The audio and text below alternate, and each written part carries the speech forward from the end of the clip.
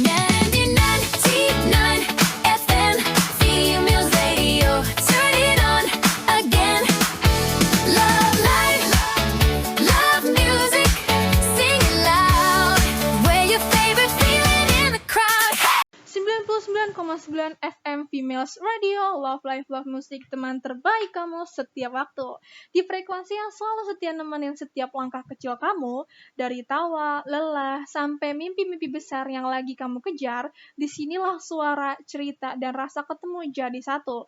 Dan di balik mikrofon kali ini, ada aku yang namanya Andinesya Mazara, dan kamu bisa panggil aku Nana, yang bakal nemenin kamu dengan obrolan santai tapi penuh makna seputar dunia perkuliahan di jurusan KPI atau Komunikasi dan Penyiaran Islam. Jadi, pada pertemuan offline tanggal 26 Februari tahun 2026 bareng dosen kita, Bapak Adi Kusuma, kita mempelajari dua hal utama, yaitu pengenalan tentang apa sih itu KPI, serta pengulangan materi siaran radio dari pertemuan sebelumnya. Dan sekarang gue bakal rangkum semuanya buat kamu, biar makin paham dan makin jatuh cinta sama dunia komunikasi dan penyiaran. Oke, kita mulai dari mana nih? Oke, kita mulai dari pertanyaan paling dasar. Apa sih itu KPI? Nah, KPI itu adalah singkatan dari Komunikasi dan Penyiaran Islam. Untuk memahami KPI secara menyeluruh, kita harus menguraikan 3 kata utamanya, yaitu komunikasi, penyiaran, dan juga Islam. Yang pertama, apa sih itu komunikasi? Komunikasi adalah proses penyampaian pesan dari satu pihak ke pihak yang lain, dengan tujuan agar pesan tersebut dapat dipahami, dimengerti, dan memberi pengaruh. Komunikasi tidak hanya soal berbicara juga loh teman-teman, tapi juga mencakup cara penyampaian ide, pemilihan kata-katanya, intonasi suara, ekspresi, hingga bahasa tubuhnya. Jadi, di dalam kehidupan sehari-hari, komunikasi itu sangat benar-benar penting, teman-teman, karena menjadi dasar dalam membangun hubungan sosial, menyampaikan perasaan, menyelesaikan konflik, dan menciptakan kerjasama. Jadi, di jurusan KPI ini, komunikasi itu sangat dipelajari secara mendalam supaya mahasiswa mampu berkomunikasi secara efektif, santun, etis, dan juga bermakna. Dan yang kedua, apa sih itu penyiaran, teman-teman? Penyiaran itu adalah kegiatan menyampaikan pesan kepada khalayak luas melalui media massa. Nah, media massa itu seperti apa contohnya? Seperti radio, televisi, dan juga media digital. Jadi, penyiaran itu bukan hanya sekedar berbicara di depan mikrofon, tapi mencangkup perencanaan program, penulisan naskah, teknik vokal, pengaturan intonasi, hingga produksi konten. Dan tujuannya, itu penyiaran sendiri adalah untuk menyampaikan informasi, memberikan hiburan, melakukan edukasi, serta membangun kesadaran sosial. Di jurusan ini, penyiaran itu diarahkan agar menjadi sarana dakwah loh teman-teman. Loh, ini loh uniknya. Pencerahan dan juga penyebaran nilai-nilai kebaikan. Dan yang ketiga, Islam. Uniknya ini nih teman-teman, di KPI itu di belakang ada nama Islamnya. Nah, Islam itu menjadi nilai dasar dan pedoman utama dalam berkomunikasi dan juga melakukan penyiaran. Islam itu mengajarkan kejujuran, kesantunan, tanggung jawab, etika, dan kepedulian sosial. Artinya mahasiswa KPI tidak hanya dituntut untuk pintar berbicara, tapi juga menyampaikan pesan yang baik, benar, dan membawa manfaat. Inilah yang membedakan KPI dengan jurusan komunikasi pada umumnya. Setelah memahami apa itu KPI, pertemuan dilanjutkan dengan pengulangan materi siaran radio minggu lalu nih teman-teman.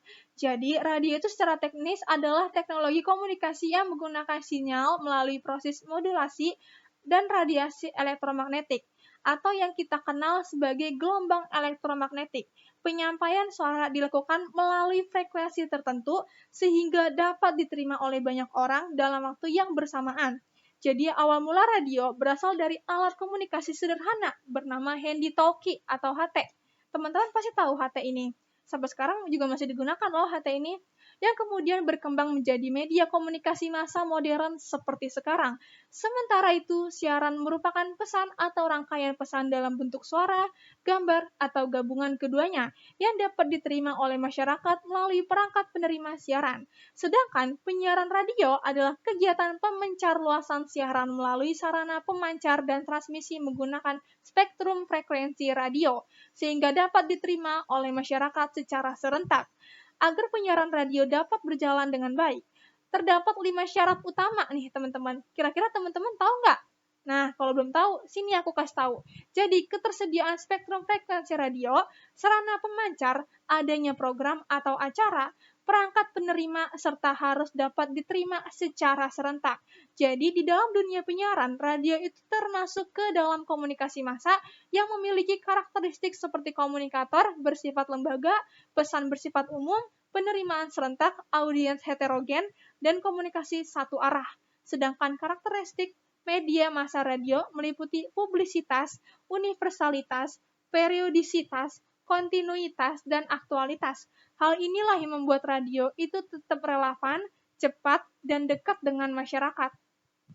Jadi, dalam pengulangan materi, kita juga membahas jenis-jenis frekuensi radio, yaitu pertama, radio SW atau shortwave yang memiliki jangkauan sangat luas, dapat menembus lintas negara dan benua, digunakan sekitar tahun 1930 hingga 1980 dengan kualitas suara yang mono.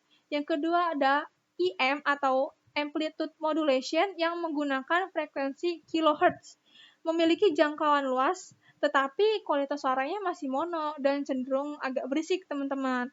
Dan yang ketiga, FM atau frekuensi modulation yang menggunakan frekuensi megahertz antara 87,5 sampai 108 MHz, menghasilkan suara stereo yang jernih meskipun jangkauannya lebih terbatas teman-teman.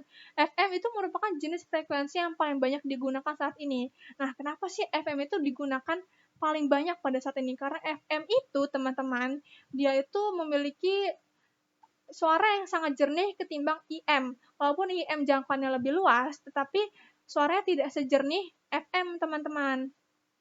Juga, materi ini juga membahas sejarah radio dan para tokoh penting di balik perkembangannya, teman-teman.